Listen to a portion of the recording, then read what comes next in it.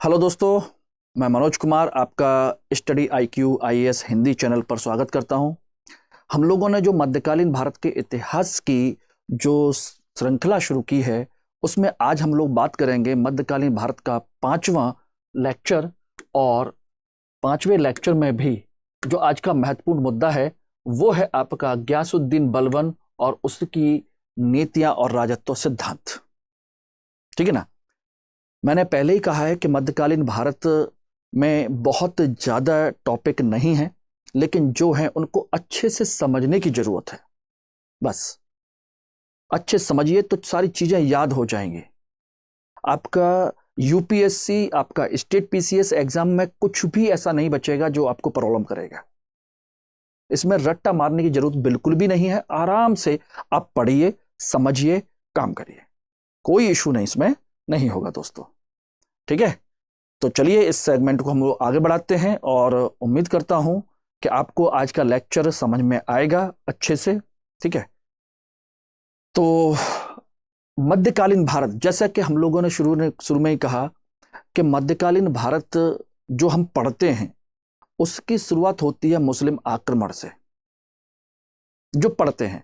लेकिन वास्तविक करेक्टर के तौर पर देखा जाए तो इसकी शुरुआत होती है हर्षवर्धन की मृत्यु के बाद।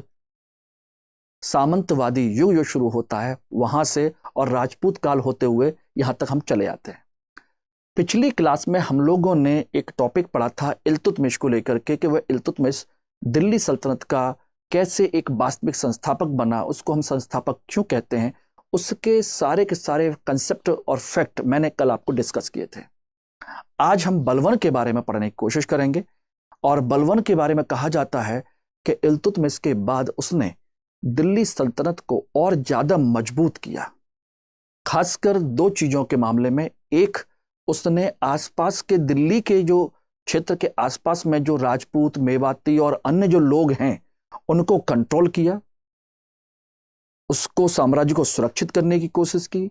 और आंतरिक स्तर पर उसने पहली बार एक राजत्व सिद्धांत की अवधारणा सामने पेश की, जो कि अपने आप में एक अलग अवधारणा है, बिल्कुल ही अलग। के राजत्व यानी कि देखा जाए तो उसका प्रशासनिक व्यवस्था, उसकी राजनीतिक व्यवस्था कैसे चलेगी, कैसे नहीं चलेगी, इसके बारे में पहली बार उसने प्रॉपर तरीके से इसमें चर्चा की थी।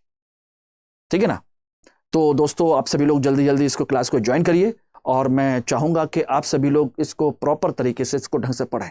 एवरीबॉडी, आप सभी लोगों को प्रॉपर मेरी आवाज, सारी चीजें क्लियर आ रही हैं? जो लोग मुझे नहीं जानते हैं जल्दी जल्दी जुड़ रहे हैं, सुन लीजिए। मैं मनोज कुमार और मैं आप लोगों के लिए मध्यकालीन भारत का इतिहास इस समय आपको डिस्कस करने जा रहा हूं। और मेरा जो सुबह 7 बजे एक लेक्चर स्टार्ट होता है जिसमें मैंने इंडियन इकोनॉमी की सीरीज स्टार्ट की हुई है, कंप्लीट इकोनॉमी थ्रू MCQ, वो सुबह 7 बजे लाइव होती है। और शाम को इस समय आपका मध्यकालीन भारत में इतिहास जो है उसको मैं पढ़ा रहा हूँ। ठीक है ना। और आप लोग मेरा टेलीग्राम चैनल मनोज कुमार 2.0 उसको ज्वाइन कर सकते हैं। सारे अपडेट, सारा कंटेंट, सारा इंपॉर्टेंट जो भी चीजें हो सकती हैं वो उस पर मैं शेयर करता हूं। ठीक है, चलिए आज हम लोग इस मुद्दे को आगे बढ़ाते हैं मध्यकालीन भारत को लेकर के। तो इसमें सबसे पहले देखिए, मैं कुछ चीजें मैं आपको डिस्कस करने जा रहा हूं, उसको आप देख लीजिए बलबन और उसके संदर्भ में। ममलूक डायनेस्टी, ये मैंने कल आपको कहा था कि ममलूक डायनेस्टी किसे कहते हैं। ममलूक डायनेस्टी का अंतिम बड़ा शासक है ये गयासुद्दीन बलबन, और इसका टाइम पीरियड है 1266 से लेकर के 1287 AD तक का। ममलूक मैंने बताया था कि यह गुलाम वंश नहीं है। ममलूक का मतलब होता है जो उनके पूर्वज या वो लोग कभी गुलाम रहे हों लेकिन वर्तमान में कोई भी उनमें गुलाम नहीं है, उनके वंशजों को हम ममलूक कहते हैं। ठीक है ना, इसलिए इसका नाम पड़ा है ममलूक डायनेस्टी, दिल्ली सल्तनत के। ठीक, तो इसमें कुछ चीजें जो मैं डिस्कस करने जा रहा हूं उसको आप समझिए कि बलबन के बारे में।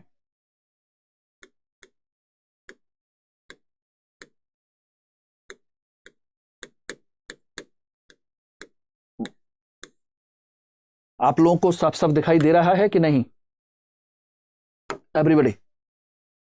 हाँ, चलिए ओके। बलबन मैंने पहले ही कहा कि दिल्ली सल्तनत की स्थापना कुतुबुद्दीन ऐबक ने की थी। ऐबक के बाद इल्तुतमिश शासक बना, उसके बाद में रुकनुद्दीन फिरोज शाह, उसके बाद उसकी बेटी रजिया, फिर बहराम शाह, और इस तरह से करते करते आपका एक शासक है नासिरुद्दीन महमूद। ध्यान रखना, यानी कि इल्तुतमिश के वंश का अंतिम शासक था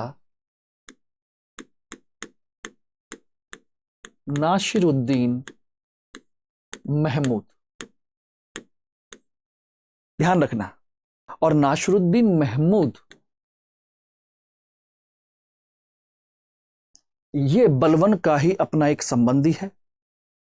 इसी के साथ रहकर के उसने बहुत कुछ सत्ता ग्रहण की, और बाद में इसी को तो कहा जाता है कि इसी को मार करके उसने अपना साम्राज्य स्थापित कर लिया, यानी अपने आप को स्थापित किया।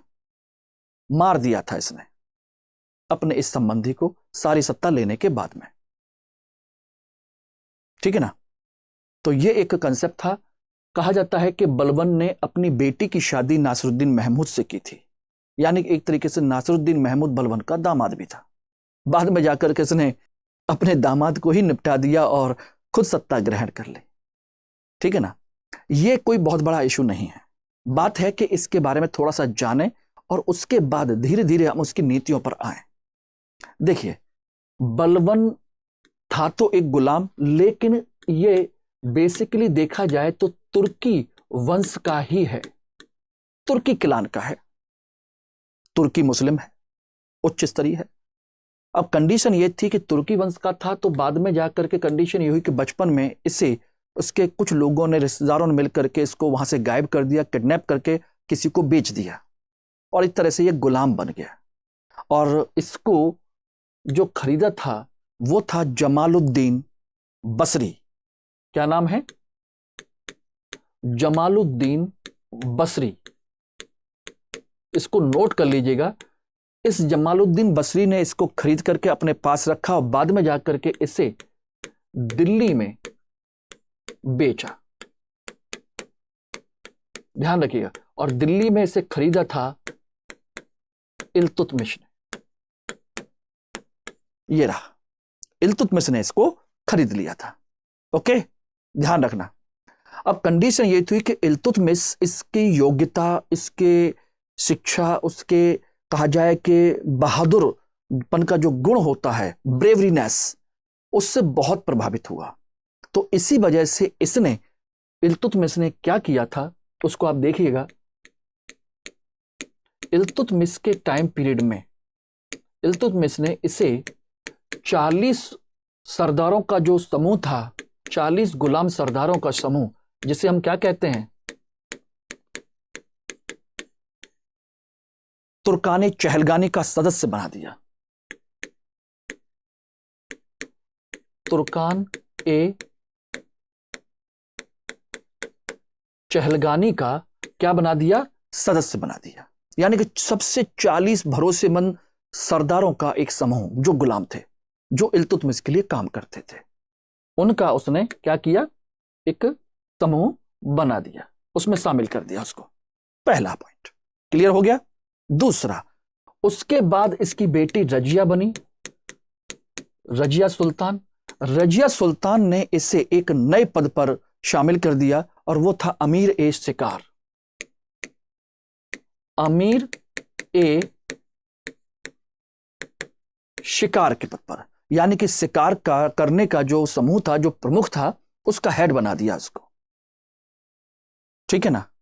उसके बाद देखेंगे तो एक रजिया के बाद एक शासक बना बहराम शाह, उसका भाई ही है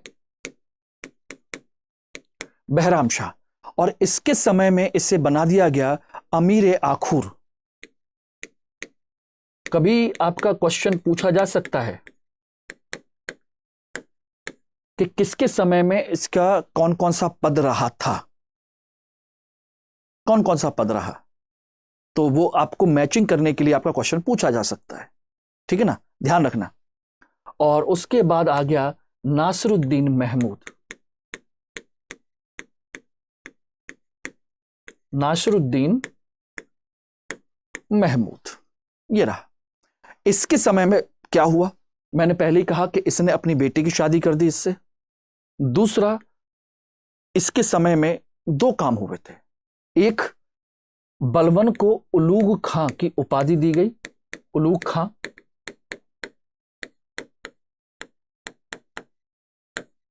उपाधि दी गई। पहला ध्यान रखिएगा कि बलवन को उलूग खां की उपाधि किसने दी थी? नासिरुद्दीन महमूद ने। और दूसरा, इसे बना दिया गया नायब ए ममालिकात, यानी कि देखा जाए तो कह सकते हैं उप सुल्तान, यानी सुल्तान के बाद सबसे बड़ा पद इसी का है। और इस पद पर रहने के बाद स्थिति यह हो गई नायब ममालिकात के बाद में कि बलवन सारी सत्ता को अपने हाथ में ले लिया। सुल्तान को कोई भी अधिकार नहीं दिया, बोले सारे काम मैं करूंगा, मोहर मैं लगाऊंगा, हाथी घोड़े नगाड़े जो कुछ भी है वो सब मैं हैंडल करूंगा, आप केवल आराम करिए, एंजॉय करिए, बाकी सारी जिम्मेदारियां मैं पूरी कर लूंगा, लेकिन मुझसे बिना पूछे आप कोई काम नहीं करिएगा। नायब का मतलब यही था, सारी शक्ति इसके हाथ में दे दी गई। इस तरीके से ध्यान रखिएगा, लगभग 20 साल, सोचिएगा 1246 से लेकर के 1266 तक 20 साल, सोचिए लगभग 20 साल इस पद पर रहा। यानी एक तरीके से अप्रत्यक्ष तौर पर उसने दिल्ली सल्तनत का पद अपने पास रख लिया और खुद कहने के लिए तो नायब है, लेकिन वास्तविक सत्ता का उपयोग उसी ने किया। 20 साल, समझ में आ गया? तो यहां से प्रारंभिक परीक्षा के क्वेश्चन आपके बनेंगे, मेंस का इसमें कोई टॉपिक नहीं, मैं बस डिस्कस कर रहा हूं कहानी के तौर पर। तो ये 4 नाम और 4 नामों के समय सामने कौन कौन से पद हैं, क्या क्या हैं, ये आप लोग देख लीजिए, ठीक है ना। और बाद में क्या किया, 1266 में नासिरुद्दीन महमूद को मार करके खुद शासक बन गया, इस तरीके से, ठीक। और जब शासक बन गया तो अब आप सोच लीजिए कि उसके सामने क्या होगा। जब बलवन शासक बना तो उसके सामने कुछ समस्याएं निकल करके सामने आ गई, और वो समस्याएं ये हैं, ये प्रमुख समस्याएं हैं। पहले, चहलगानी की समस्या। अब कहोगे चहलगानी की समस्या कैसे? ध्यान रखिएगा, चहलगानी की समस्या इसलिए क्योंकि खुद वो चहलगानी के सदस्य था, और जब वो सोचिए कि 40 गुलाम सरदारों में से एक इस पद तक पहुंच सकता है, तो दूसरा गुलाम सरदार भी वहां तक पहुंच सकता है। ठीक है, बलवन के समय में नहीं पहुंचेगा तो बलवन के बच्चों के समय में पहुंच सकता है। जैसे इसने नासिरुद्दीन महमूद को मारा, उसी तरीके से कोई दूसरा गुलाम सरदार भी बलवन के बच्चों को मार करके सत्ता ले सकता है। तो इसको इस बात का डर था, इसीलिए इसके सामने चैलेंज था चहलगानी का कि इसको कैसे मैनेज किया जाए। दूसरा, उस समय मंगोलों के आक्रमण हो रहा था, तो मंगोलों से भी अपने दिल्ली को बचाना था। तीसरा था मेवाती राजपूत जो है, मेवाती लोग हैं और राजपूत जो हैं वो दिल्ली पर आए दिन आक्रमण करते रहते थे, सारी चीजें करते रहते थे और दिल्ली को अस्थिर कर रहे थे, उनसे भी दिल्ली को बचाना था। और सबसे बड़ी चीज थी बंगाल। बंगाल में विद्रोह हो रहे थे लगातार, और बंगाल को इल्तुतमिश ने मिला तो लिया था, मैंने पिछली क्लास में आपको बताया था, लेकिन वहां पर आए दिन विद्रोह हो जाते थे क्योंकि दूर बहुत था दिल्ली से, इसलिए उसको मैनेज कैसे किया जाए ये भी एक समस्या थी, ठीक है ना। तो ये एक समस्या रही थी। तो इसमें देखा जाए तो ये 3 समस्याएं आपकी अलग हैं, और चहलगानी की समस्या आंतरिक समस्या है। यानी कि हम देखें तो कह सकते हैं कि यह आपकी आंतरिक समस्या है और ये इसकी बाह्य समस्या है। क्लियर है एवरीबॉडी? समझ में आ रहा है आप सभी लोगों को? नहीं, बस ध्यान पूर्वक आराम से पढ़िए और कोशिश करिए कॉपी पेन लेकर के बैठने की। अगर आप अपना समय यहां दे रहे हैं तो उसका कुछ गेन कीजिए। और वैसे इस बार ध्यान रखिएगा, आपको बता दें कि लगभग 60 से ज्यादा इस बार हिंदी माध्यम का रिजल्ट आया है। 60 से ज्यादा पोस्ट हैं, हिंदी माध्यम का सिलेक्शन हुआ है, 60 से ज्यादा हैं। अभी तक इतने लोगों को पता चल चुका है कि 60 से ज्यादा हिंदी माध्यम का रिजल्ट आ चुका है, यानी कि अब धीरे धीरे हिंदी माध्यम का रिजल्ट यूपीएससी में बढ़ रहा है। उसके पीछे कारण है कि कहीं ना कहीं जो हमारे जो संस्थान हैं, जो हम लोग मेहनत कर रहे हैं, वो अब धीरे धीरे आप लोगों को फायदा मिलने लगा है और आप उसका फायदा उठाने की कोशिश कर रहे हैं। तो बस जो आपको प्रोवाइड कराया जा रहा है अच्छे से अच्छा कंटेंट, क्योंकि कंपटीशन का दौर है, तो आप उसका फायदा उठाइए। समय दे रहे हैं तो समय की कीमत वसूलिए। बेशक हमारे लिए आपकी ये क्लास है यूट्यूब पर बिल्कुल मुफ्त है, कोई इसका चार्ज नहीं है, लेकिन आपसे आपका समय तो ले रहे हैं ना, उस समय की भरपाई कीजिए। समय बहुत कीमती है, पैसा फिर कमा लोगे, समय वापस नहीं मिलेगा, ये समझिएगा। ओके एवरीबॉडी, तो ये समझ में आ गया आंतरिक समस्या, बाह्य समस्या। इसके अलावा सोचिएगा, आंतरिक समस्या के स्तर पर कुछ नई समस्याएं भी थी। चहलगाने की समस्या नहीं थी, बल्कि कुछ अन्य समस्याएं भी थी। जैसे उसने सत्ता का क्या किया था? अपहरण किया था। क्या किया था? सत्ता का अपहरण, यानी कि सत्ता को छीन लिया था। तो लोग इसका विरोध करने की स्थिति में थे। एक दूसरा, यह स्वयं क्या था? गुलाम था, और किसी गुलाम को इल्तुतमिश के वंश को खत्म करके उसको शासन कर रहा है, तो भी इसे जनता स्वीकार नहीं करेगी। ठीक है ना? तीसरा, लोग विद्रोह कर रहे हैं, विद्रोह की समस्या है, यह भी है, कुछ लोग इसकी बातों का विरोध कर रहे हैं। तो ये कुछ समस्याएं और भी थीं, जिसकी वजह से उसने अपनी नीतियां बनाई और अपना राजत्व का सिद्धांत प्रस्तुत किया था। मेरी बात समझिएगा, तो क्लियर है? तो बात आती है कि चहलगाने की समस्या यही है, यानी कि 40 गुलाम सरदारों की चुनौती उसके सामने है। अब इस चुनौती से निपटने का तरीका क्या हो सकता है, कैसे हो सकता है, कैसे इसको निपटाया जाए, यह बहुत बड़ी समस्या है। तो उसने सोचा कि इल्तुतमिश की तरह इनका उपयोग नहीं करना है, बल्कि इनको निपटाना है, जिससे कि आने वाली पीढ़ी के लिए, बलवन के वंश के लिए ये लोग चुनौती खड़ी ना करें। तो पूरी तरह से खत्म करना है। तो क्या किया जाए? ठीक है ना? एक तो ये समस्या थी ही चहलगानी की। इसीलिए क्वेश्चन बनता है कि तुर्कान चहलगानी का गठन किसने किया? इल्तुतमिश ने। और तुर्कान चहलगानी को समाप्त किसने किया? बलवन ने। ठीक है ना? समस्या थी कि चुनौती, और इसको इसने क्या किया था? चहलगानी को समाप्त कर दिया था।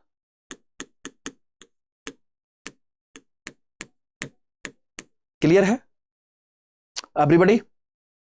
ठीक, अब वो कैसे कैसे किया वो मैं आपको बताऊंगा। मैंने इसके अलावा मैंने बताया था कि कुछ समस्याएं और भी थी, देखेंगे। तो सत्ता का अपहरण किया था, वो भी समस्या थी। स्वयं एक गुलाम था, लोग भरोसा नहीं कर रहे थे, वो भी समस्या थी। लोग विरोध कर रहे थे, वो भी एक समस्या थी। तो इस प्रकार कुल मिलाकर के इसके सामने कई समस्याएं खड़ी हो गई आंतरिक स्तर पर। इसीलिए आंतरिक स्तर की समस्याओं के समाधान के लिए ही इसने राजत्व सिद्धांत प्रस्तुत किया था। बात समझ गए? ये रहा। तो बलवन का राजत्व सिद्धांत किसके लिए था? आंतरिक समस्याओं के समाधान के लिए।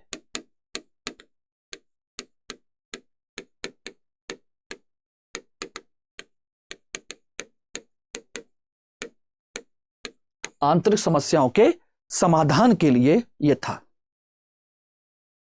ठीक है ना? तो ऐसी स्थिति में अब सोचिए कि उसने अपना राजत्व सिद्धांत का मतलब होता है कि मैं किन नीतियों के माध्यम से अपना शासन प्रशासन संभालूंगा, चलाऊंगा। मेरे नियम कायदे कानून कैसे होंगे, किस तरीके से होंगे, यह एक बहुत बड़ा मुद्दा है। मैं किस तरीके से चलाऊंगा, यह बलवन ने पहली बार दिल्ली सल्तनत में शुरू किया। ध्यान रखना, दिल्ली सल्तनत में पहली बार शुरू किया था, इसलिए इंपॉर्टेंट है। ओके, तो अब आता है इसके आगे। तो अब इसने राजत्व सिद्धांत तो दिया कि कैसे कैसे कराऊंगा। तो राजत्व सिद्धांत के बिंदु क्या हैं? तो ध्यान रखना, इन 4 बिंदुओं को याद रख लीजिएगा। राजत्व सिद्धांत के बिंदु जो हैं वो चार हैं। एक, उसने राजत्व का अर्धदैवीय स्वरूप यानी कि उस राजत्व को ईश्वर की अवधारणा से जोड़ दिया। एक, किससे? धर्म से और ईश्वर से जोड़ दिया, पहला बिंदु। दूसरा, निरंकुश राजसत्ता यानी कि निरंकुश मतलब जिसके ऊपर कोई कंट्रोल नहीं है। मैं निरंकुश हूं, मैं अपने आप को ही कंट्रोल कर सकता हूं, कोई और मुझे कंट्रोल नहीं करेगा। इसको कहते हैं निरंकुश राजसत्ता। तीसरी परंपरा उसने इसमें शुरू की न्याय प्रियता की। इसमें उसने स्पष्ट कहा कि अगर मैं शासन का प्रमुख हूं तो न्याय मेरे लिए महत्वपूर्ण है, और न्याय जब होता है तो मेरे लिए सामने कौन खड़ा है कौन नहीं खड़ा इससे कोई मायने नहीं रखता, सब बराबर है। न्याय तभी कहलाएगा। यानी कि राजसत्ता का, राजत्व का अपना कोई भी सगा संबंधी नहीं होता, उसके लिए सब बराबर है। यह इसने कंसेप्ट स्टार्ट किया। और चौथी चीज, रक्त और लौह की नीति तथा नस्लवाद की नीति पर भी बल दिया। रक्त और लौह की नीति मतलब दंड देना, तलवार और तलवार के माध्यम से खून, इसके माध्यम से बोले कि जो गलत करेगा उसको पनिशमेंट मिलेगा।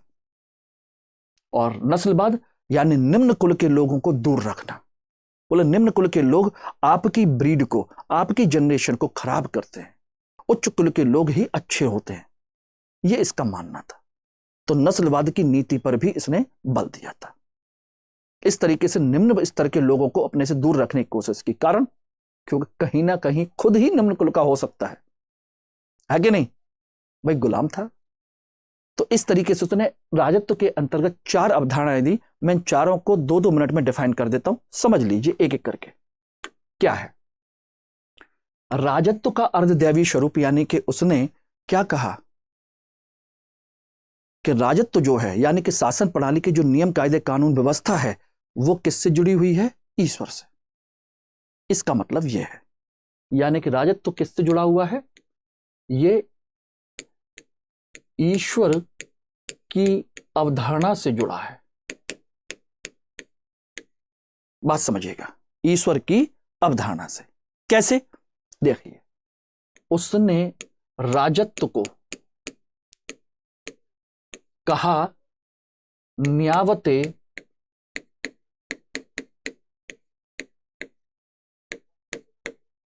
खुदाई, यानी कि ईश्वर की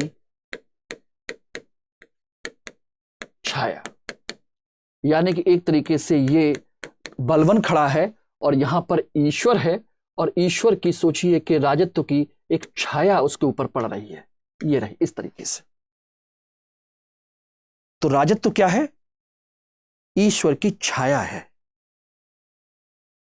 इसका मतलब क्या हो गया?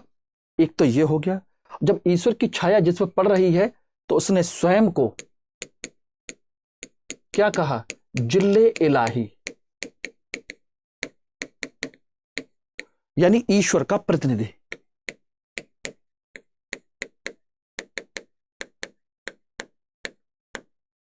क्या कहा उसने? स्वयं को जिल्ले इलाही यानी ईश्वर का प्रतिनिधि कहा। भाई ईश्वर ने चुना है, उस पर प्रकाश डाला है तो ईश्वर का प्रतिनिधि हो गया। इसका मतलब राजत्व तो प्रकाश है और स्वयं ईश्वर का प्रतिनिधि है। अब इसका मतलब समझिए कि उसने ऐसा क्यों कहा। दोस्तों, एक चीज यहां पर ध्यान रखिएगा, उसने स्पष्ट करने की कोशिश की। उसने कहा कि ईश्वर का प्रकाश मुझ पर पड़ा है तो इसका मतलब मैं सामान्य या साधारण मनुष्य नहीं हूं। कौन हूं? ईश्वर का प्रतिनिधि हूं। I am the representative of God. इसका मतलब हर किसी पर ईश्वर का प्रकाश नहीं पड़ता, मुझे पड़ा है तो ईश्वर का प्रतिनिधि मैं हूं। इसका मतलब हो गया कि अब जो मैं कहूंगा वो अनिवार्य है। इसका मतलब मैं जो कहूंगा वो ईश्वर की ही आवाज है, ईश्वर मुझसे कहलवाना चाहता है। इसका मतलब हो गया कि मेरी आज्ञा का पालन करना ईश्वर की आज्ञा के पालन करने के बराबर है, और जो मेरी आज्ञा का पालन नहीं करेगा इसका मतलब वो खुदा के खिलाफ है, और इस्लाम में खुदा के खिलाफ आप नहीं जा सकते, ये दंडनीय है। इस प्रकार से उसने सबको कंट्रोल कर लिया कि मेरी आज्ञा का पालन करना खुदा की आज्ञा का पालन करने के बराबर है। बात समझे नहीं? और मेरी आज्ञा का पालन न करना खुदा की अवज्ञा है, इसका मतलब धर्म के खिलाफ है, और धर्म के खिलाफ इसका मतलब मृत्युदंड। तो अब सोचिए कि बलवन का विरोध कौन करेगा? बलवन की बातों का कोई नहीं। इस तरीके से सोचिए, उसने राजनीति और धर्म दोनों को जोड़ दिया, है कि नहीं? दोनों को उसने जोड़ दिया। क्लियर हो गया? इसके माध्यम से उसने सब पर कंट्रोल किया कि सब मेरी बात का पालन करें, और मेरी बात मतलब ईश्वर की बात के बराबर है। कोई इसको फॉलो नहीं करेगा तो समझ लो दंड मिलेगा, मृत्युदंड है। क्लियर है? पहला पॉइंट ये उसने किया। अब समझ गए होंगे क्यों किया है? क्योंकि वो चाहता था कि कोई उसकी बात का विरोध ना करे। ठीक। दूसरा उसने कहा निरंकुश राजसत्ता। अब चूंकि उसने कहा कि वह ईश्वर का कौन है? प्रतिनिधि है। इसका मतलब पता है क्या है? कि वह ईश्वर का प्रतिनिधि है, इसलिए ईश्वर के प्रति उत्तरदायी है, साधारण मनुष्यों के प्रति यानी आप लोगों के प्रति, जनता के प्रति उत्तरदायी अब नहीं है। यानी कि साधारण मनुष्यों के प्रति उत्तरदायी नहीं है।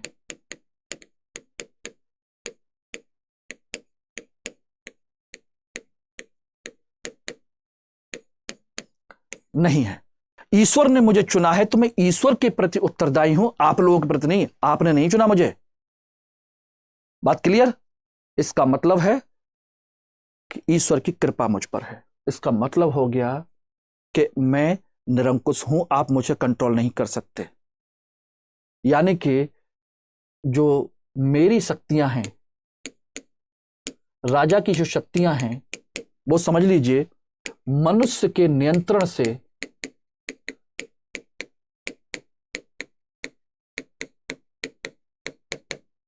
बाहर हैं, आप लोगों के नियंत्रण में नहीं है। इसका मतलब हो गया अब सबके सब मेरे नियंत्रण में है। इसका मतलब हो गया सभी मेरे नियंत्रण में है, मैं आपके नियंत्रण में नहीं हूं, आप लोग मेरे नियंत्रण में हैं। और इस तरीके से उसने सभी अमीर जितने भी हैं, बड़े बड़े अधिकारी और जो उलेमा हैं यानी कि जो मुल्ला मौलवी हैं, उनको भी कंट्रोल कर लिया। कंट्रोल का मतलब अब जो वो कहेगा वही मानेंगे, मुल्ला भी, मौलवी भी, अधिकारी भी, सबके सब उसकी बात को मानेंगे, अन्यथा सबको पनिशमेंट मिलेगा। इसी को कहते हैं हम निरंकुश राजसत्ता। क्लियर हो गया एवरीबॉडी? समझ में आ रहा है कि नहीं? एक कहानी के तौर पर समझिए, खुद से जैसे आप लोग खुद एक राजा हैं और खुद ये बात कह रहे हो, सोचिएगा और फिर इमेजिन कीजिए। चीजें बहुत आसान हो जाती हैं दोस्तों, बहुत आसान हो जाती हैं।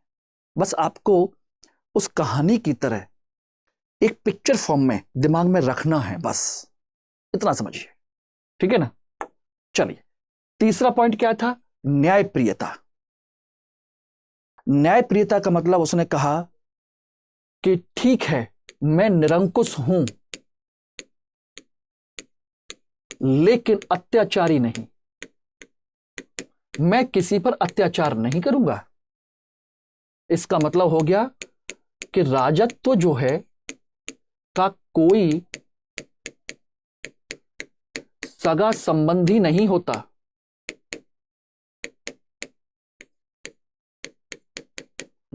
बल्कि सभी बराबर होते हैं। चाहे कोई भी कितना भी बड़े पद पर हो, कोई भी कितने भी छोटे पद पर हो, सब कैसे हैं? बराबर हैं। इसका मतलब वह निष्पक्ष न्याय पर बल देता है।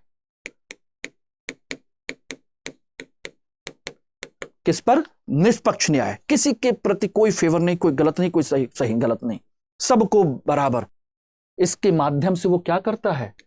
इसके माध्यम से वह कमजोर लोगों की रक्षा करता है। उद्देश्य क्या था? उद्देश्य था कि जो 40 गुलाम सरदार थे, जिनके पास ताकत थी, जिनके पास पावर थी, वो कहीं ना कहीं अपनी ताकत के दम पर कमजोरों को मारते थे, सताते थे।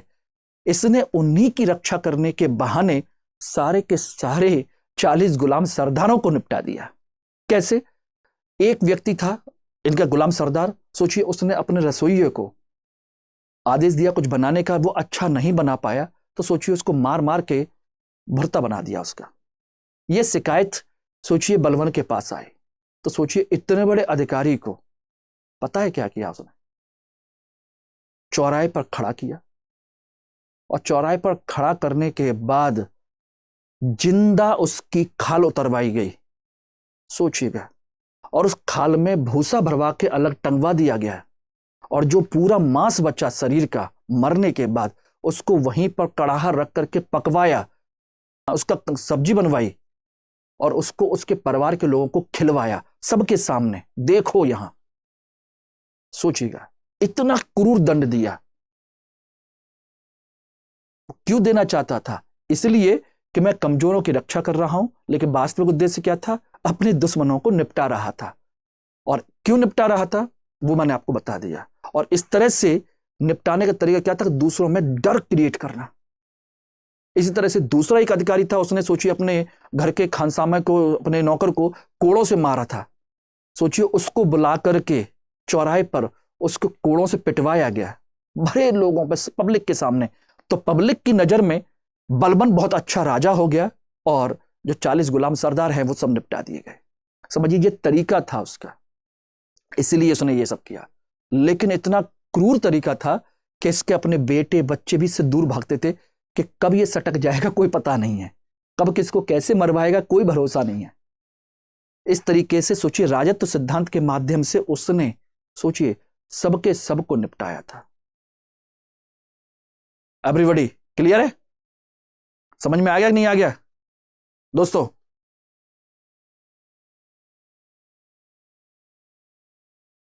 ठीक है ना? क्लियर हो गया? अब इसी में देखेंगे अगला क्या है। उसने रक्त और लौह तथा नस्लवाद की नीति पर भी बल दिया। बिल्कुल सही है।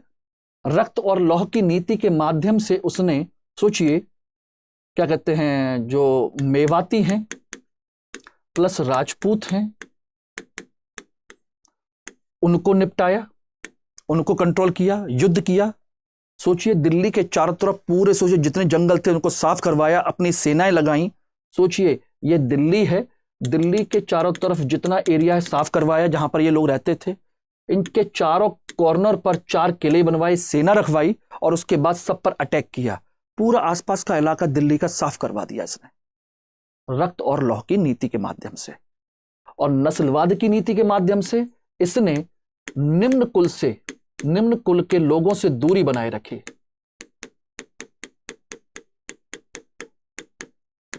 दूरी बनाई रखी। क्यों? क्योंकि कोई इसको गुलाम समझ करके निम्न कुल का ना समझे, इसलिए वो जानबूझ कहता था कि मैं निम्न कुल का नहीं हूं। सोचिए उसने अपने आप को, स्वयं को क्या कहा था? आफरासियाब का वंशज।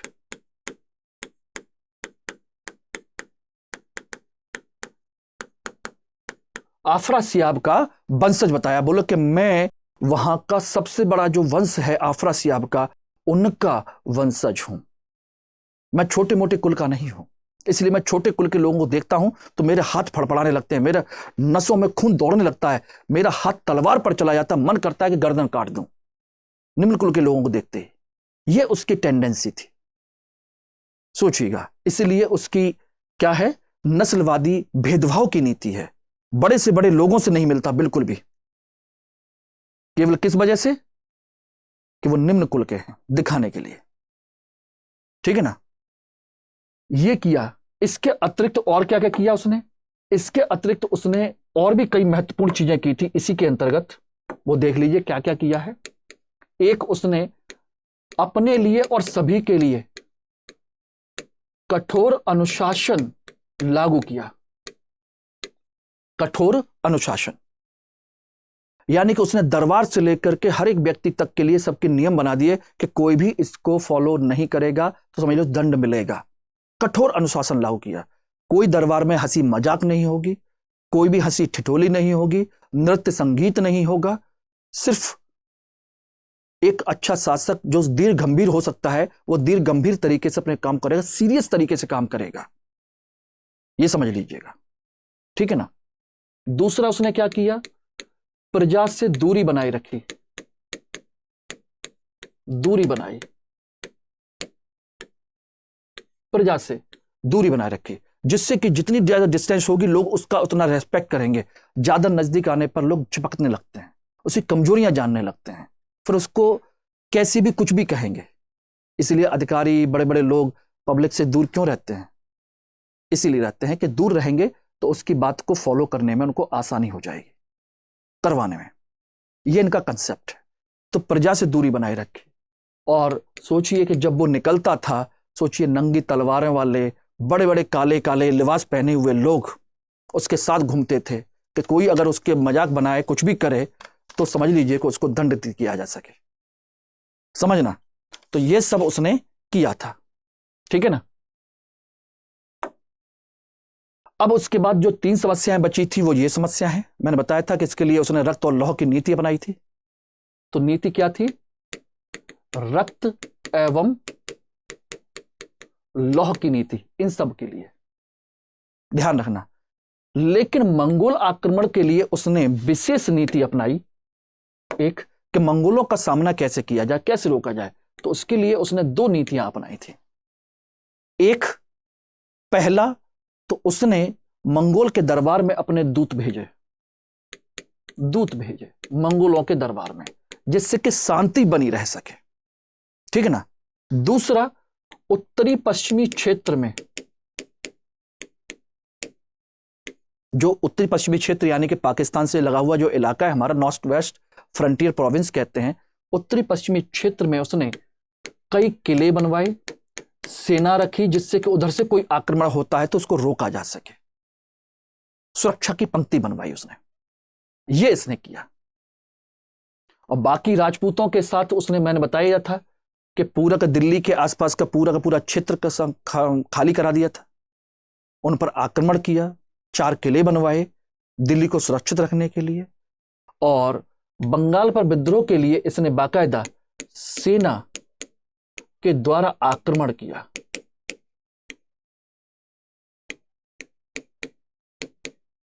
आक्रमण किया। अपने बेटे बाद में बुगरा खां,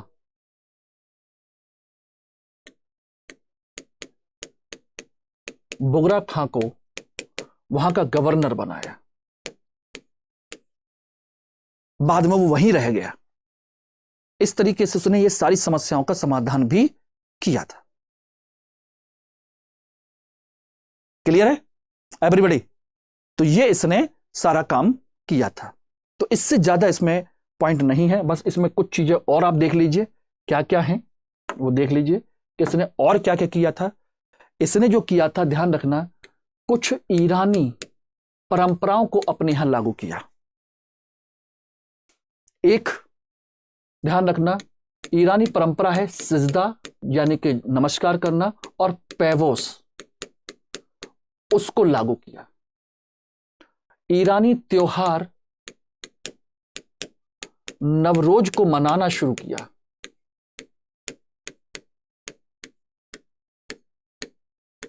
ये रहा, नवरोज को मनाना शुरू किया। क्वेश्चन पूछे जाते हैं इनको लेकर के।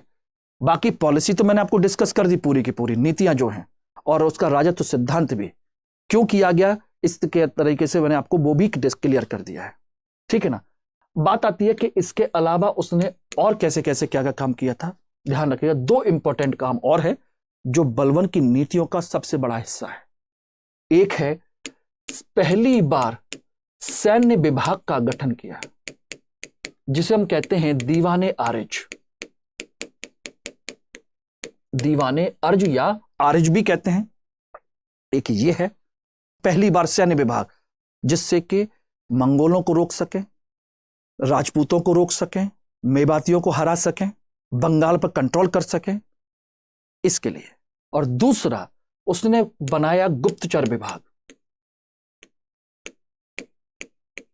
गुप्तचरों की पूरी फौज खड़ी कर दी उसने, गुप्तचर प्रणाली को लागू किया। क्या कहते हैं?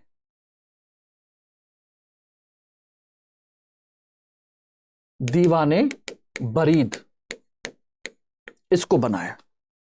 और पूरे क्षेत्र में सोचिए अपने गुप्तचर फैला करके सबकी इंफॉर्मेशन लेना, और इंफॉर्मेशन ले करके फिर उनको क्या करना, दंडित करना।